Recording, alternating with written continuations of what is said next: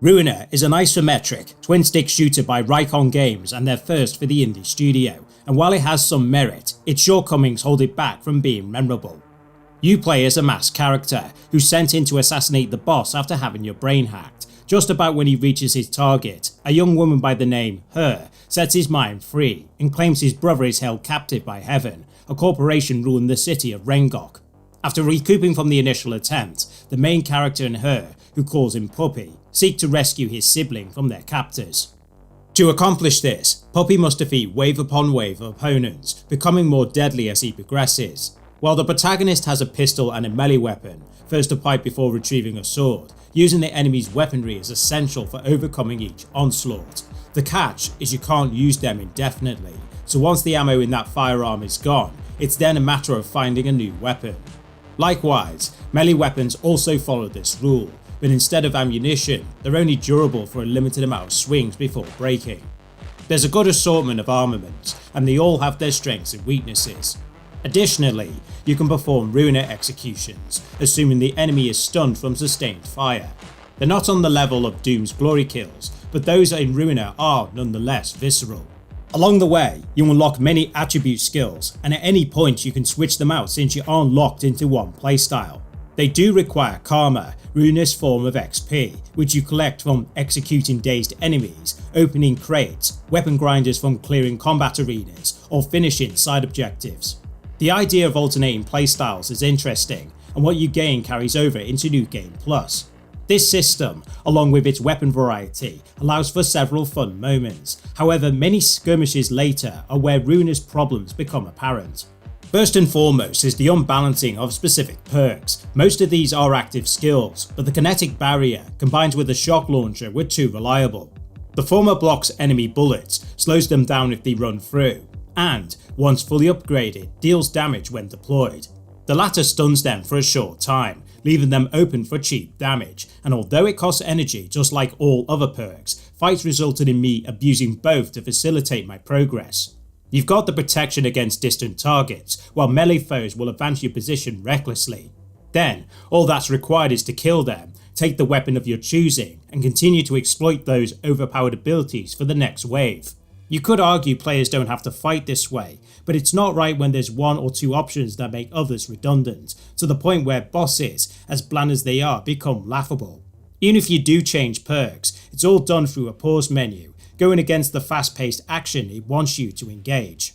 Aside from the suspect aim assist, controls are fine as the tutorial does a good job illustrating what you can do, and I didn't experience any input lag, imperative for a twin-stick shooter. One odd thing is the introduction of Ruiner kills, which are outside of the tutorial level. I may be nitpicking, but it would have been logical if the game introduced this in that stage, just as with the other mechanics you'll be using. Enemies in Ruiner mainly use guns or melee, with kamikaze foes appearing from time to time. Yep, that's about it in terms of archetypes, and because you'll be fighting multiple waves throughout the game, it gets stale quickly.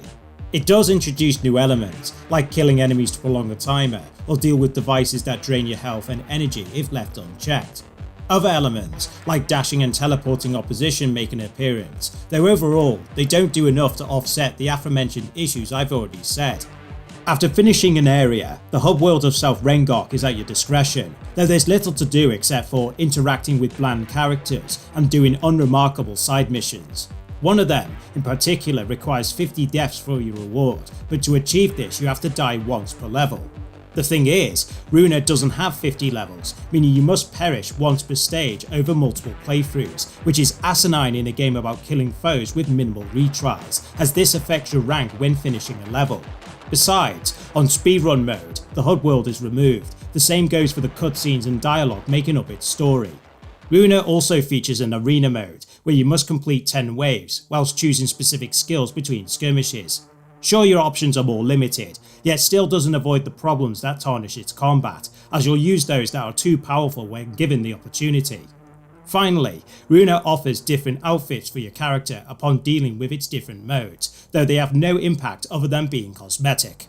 The journey of rescuing your brother is underwhelming, because the protagonist doesn't have a personality. It could have gradually shown more about the main character and his sibling, like who are they, their relationship with one another, why does your character care, and indeed, why should you care? But Ruiner never does so, holding details for a cheap plot twist, and even then you can sense this before its reveal, particularly as her calls him puppy throughout the game.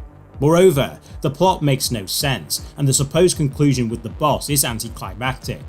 Presentation wise, Ruiner is so-so. Dark electronic music gets the adrenaline going, and the sound effects during fights from guns to explosions have punch. However, their absence in the cutscenes make them feel empty, along with no voice acting, even when dialogue is on screen. Her is the only character who has a few incidental lines, commenting on how good or bad you're doing in fights. The red so art style is striking, and illustrates the gritty, grimy locales across its 16 chapters, though afterwards environments start to look identical. And lastly, character models are alright when viewed from a distance, but their textures up close are low res, likely because of being designed primarily for the isometric perspective.